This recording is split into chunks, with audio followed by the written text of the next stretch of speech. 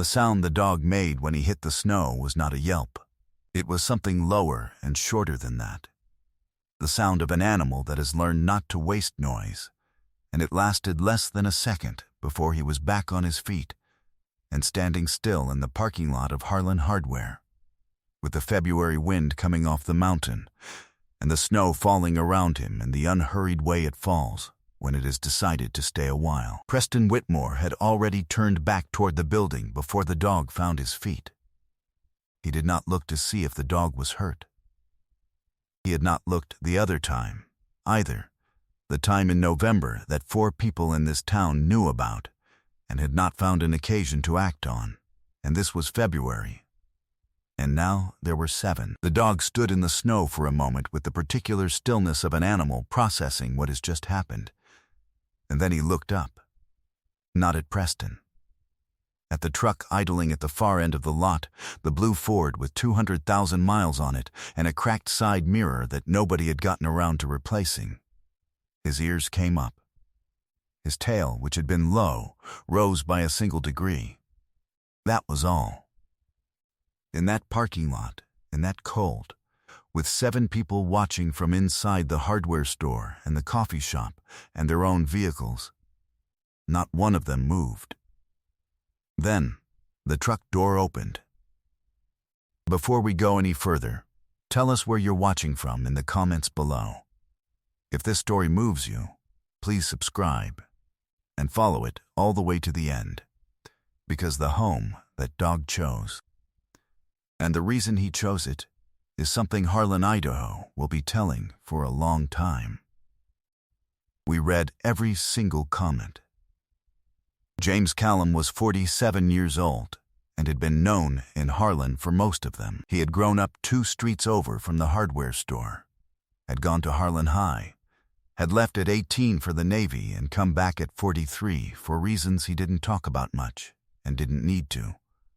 Because in a town of 1,400 people, the shape of a man's life becomes generally known without requiring explanation. People in Harlan called him Jimmy, which was what his mother had called him, and which had survived 4 years of military service, 3 deployments, and a Master Chief's rank that he never used as a form of address and rarely mentioned. He was 6 feet even, lean in the way of men who stay active not for appearance, but because stopping would cost them something, with close-cut dark hair gone gray through most of it now, and a jaw that sat in its resting expression of measured patience. His eyes were a pale blue-gray, the color of winter sky in the hour before snow, the color of something that is always slightly ahead of you, reading what comes next. He had the hands of a man who works with small, precise things, wide across the palm, careful at the fingers, nicked in several places from years of work that required attention. He had served with SEAL Team 5 out of Coronado for 14 years, Kunar Province in Afghanistan, Anbar Province in Iraq, and a coastal operation in Somalia in 2014 that he described to civilians only as involving boats. He had been a combat diver, which meant he had spent a significant portion of his military career underwater in conditions that would have convinced most people to find another line of work, and he had found this, on balance, clarifying. He was medically retired in 2021 after a spinal compression injury sustained during a training dive, 2 surgeries, a hardware recommendation, and a permanent lifting restriction that he managed by knowing exactly how much his spine could be asked to do on any given day and stopping before he reached it. He had come back to Harlan because it was where he was from, and because the town had a building on Elk Street with a front room big enough for a workbench and a back room big enough for inventory, and because gunsmithing and outdoor gear repair was a thing he knew how to do, and that Harlan needed someone to do. He opened Callum's in the spring of 2022. He had not, in 4 years, needed to advertise. Nobody who walked into Callum's for the first time expected the interior. It was clean and organized in the way of a space that has been thought about. Tools on pegboard in a sequence that had its own logic. rifles in the display rack arranged by action type, a workbench with light good enough to see what you were doing. He did not play music. He kept coffee on. He was not unfriendly by nature, but he had the quality some men develop through long practice of making themselves comfortable with silence, and customers who came in expecting to be managed instead found themselves in a room where they were welcome to be quiet, and most of them found this a relief. The dog who had hit the snow in the Harlan Hardware parking lot was 8 years old and had been, for 6 of those years, a working police dog. His full designation in the Harlan County Sheriff's Department records was K9 Rex, badge number 2017 K904, assigned to Deputy Roy Alcott. He was a German Shepherd, black and tan with the heavy boning of a working line rather than a show line, 78 pounds, with ears that stood clean and straight, and a chest deep enough that his breathing in cold air was audible at a distance. He had been trained at a certified facility in Boise, and had passed his initial certification with a score that his trainer had noted in the margin of the evaluation report as exceptional. He could track a human scent across 6 hours and varied terrain. He could locate narcotics concealed in 4 of 8 standard hides within 90 seconds. He had twice physically apprehended fleeing suspects and had been commended in both instances for controlled force. He had worked alongside Deputy Alcott for 6 years in a partnership of the specific particular kind that forms between handlers and working dogs when both of them are serious about the work. The kind where the dog learns the handler's body language and the handler learns the dog's, and after a while the communication between them requires almost nothing overt. Deputy Roy Alcott had retired from the Harlan County Sheriff's Department in June of the previous year, at 62, after 31 years of service. He had wanted to take Rex with him. He lived with his wife Margaret in a house with a small yard on the south end of Harlan, and the yard had been the obstacle. Too small, the department had determined, under the adoption criteria for a working dog of Rex's drive and activity requirements. Alcott had appealed the determination. The department had upheld it. He had driven home from that meeting and sat in the truck in the driveway for 20 minutes before going inside, and Margaret had not asked him why he had been sitting in the truck, because she knew. Rex had been placed for adoption 8 months ago.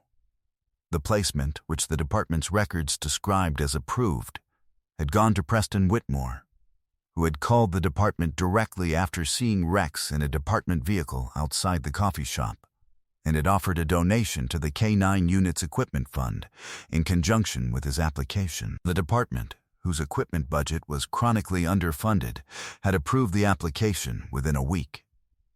Roy Alcott had not been consulted. Preston Whitmore was 44 years old and was the kind of man who had inherited the shape of wealth without the patience that usually accompanies it. His father, Gene Whitmore, had built the first ski lift on Harlan Mountain in 1979 with borrowed money and 30 years of labor, and had left Preston a resort development company, 2 commercial buildings on Main Street, and a work ethic that Preston had examined and set aside as unsuited to his purposes. Preston had added a 3rd commercial building, a vacation rental management operation, and a reputation in Harlan that the town's older residents discussed privately, and the younger ones had learned to navigate. He was not physically imposing, medium height, soft around the middle, the complexion of a man who spends his winters in warmer states and his summers expecting service.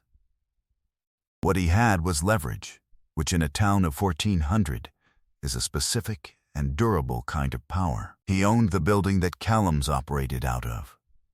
He owned the building that Harlan Hardware operated out of. He owned a 3rd building on Elk Street that housed the town's only accountant and the insurance office that most of Harlan's residents used.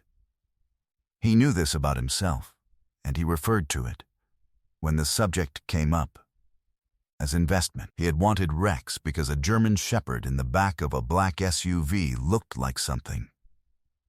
He had discovered within the first week that Rex was not decorative in the way he had anticipated.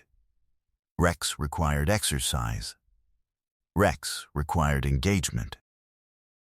Rex had specific behavioral expectations built by 6 years of structured work, and Preston's household did not meet them, and the gap between what Rex needed and what he received had narrowed steadily over 8 months into something that the dog had learned to manage with a stillness that was not peace, but its absence.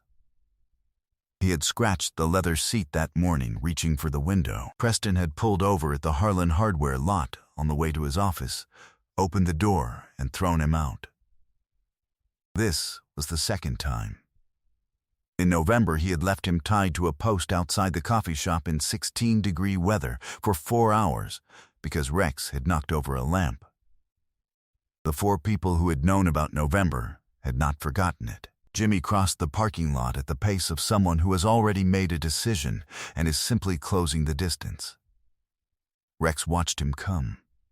His ears, which had been forward since the truck door opened, did not move.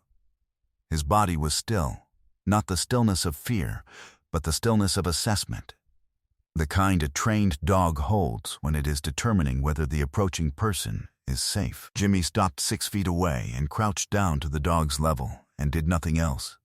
He did not reach out. He did not make sounds. He simply lowered himself to where the dog was and waited. Rex took 3 seconds. Then he walked forward and put his nose against Jimmy's left hand and held it there.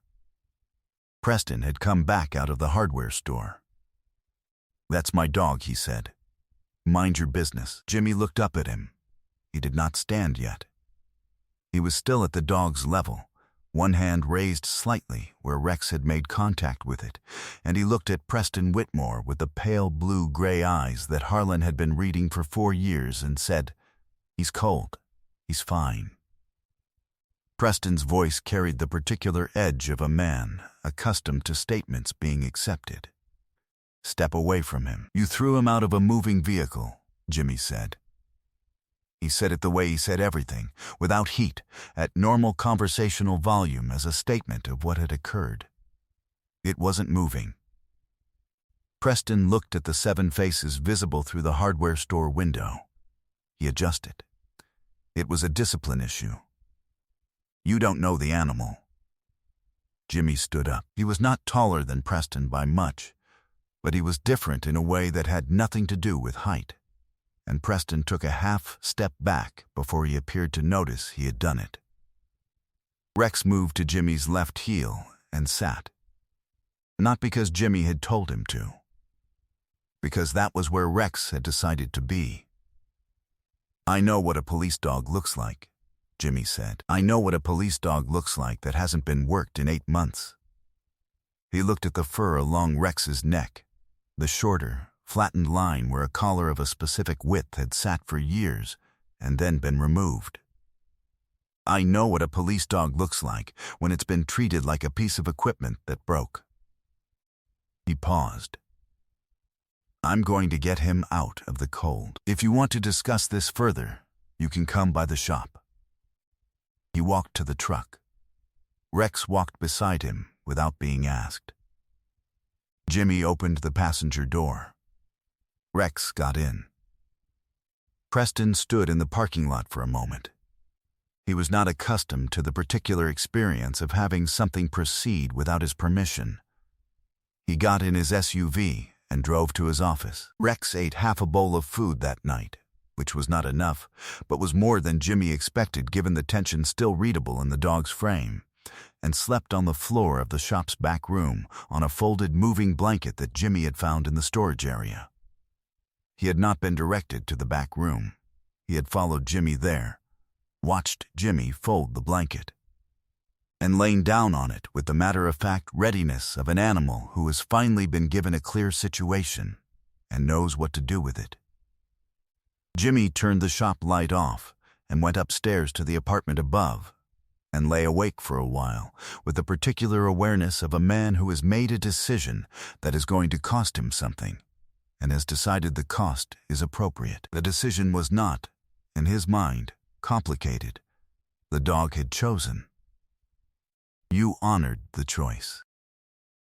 He had a memory of this, a shepherd mix named Duke, who had appeared on the back porch of his parents' house on a November morning when Jimmy was 11 years old, thin as a wire, with one ear torn and the particular expression of an animal that has been through something and has decided it is done being through things and would like a porch now. His father had said they weren't keeping any dog. Duke had stayed on the porch for 3 days, eating the food his mother set out and declining to leave, until his father had looked at the situation clearly and named it. The dog had picked them, and you didn't turn away something that had picked you. Duke had lived 15 years, and had slept at Jimmy's feet through high school, and had been buried in the backyard under the oak by the time Jimmy left for the Navy. He had thought about Duke, in the years since, as the first thing he had ever been trusted by. The feeling was specific and not common, and he had not expected to feel it again at 47 in the back room of a gunsmith's shop with a retired police dog on a moving blanket on the floor. But there it was. Preston came to the shop the next morning before Jimmy had the sign flipped to open. He knocked once and came in without waiting for an answer, which was a thing people did when they were used to the buildings belonging to them. Nora Kleist, 63, who had owned Harlan Hardware for 21 years and whose shop shared a wall with Callum's, and whose window had a view of Callum's front door, saw the black SUV pull up and picked up her phone and called 2 people before Preston had his hand on the door handle. She stayed at the window. "I'd like my dog back," Preston said. Jimmy was behind the counter. Rex was at his heel. Rex looked at Preston once and then looked away, which was a more complete form of dismissal than most animals are capable of. "He's not going back," Jimmy said. Preston looked around the shop. His eyes moved to the workbench, the tools, the display rack, and then to the lease agreement framed on the wall, standard practice in a small business, visible proof of legitimate occupation, and something in his expression settled into a calculation. "You know who owns this building," he said. "Yes," Jimmy said. "You think I can't make life very inconvenient for you in this town?" Preston said. "I own the building your shop is in. I own the building Nora's shop is in. You think that doesn't mean anything to a man trying to run a small business?" The shop was very quiet. Rex had not moved from Jimmy's heel. The fluorescent light above the workbench made its low, steady hum. Outside, a truck passed on Elk Street, then silence. "I know what you own," Jimmy said. He said it the way he said everything. Level, without theater, as simple information. "The dog is staying." Preston looked at him for a moment with the expression of a man recalibrating what form his response would take, and then he looked at Rex, who regarded him with the complete indifference that a dog reserves for things that are no longer relevant to its plans. Preston picked up his jacket from the chair he had draped it over. He had draped it over a chair without being invited to sit, which was the first thing he had done when he came in, and he left.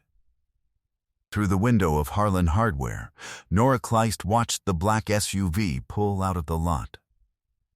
She had not heard the conversation, but she had seen its shape, and she had known Preston Whitmore for 22 years, and she could read that shape well enough. She picked up her phone and called her third person. The civil complaint arrived 4 days later. A Harlan County deputy named Gaines served it at the shop on a Thursday afternoon, 1 page, asserting that Jimmy had taken possession of personal property belonging to Preston Whitmore, valued at $1,200, and was refusing to return it. Gaines was 31 years old and had been with the county for 3 years. He had not been with the department when Rex was active service.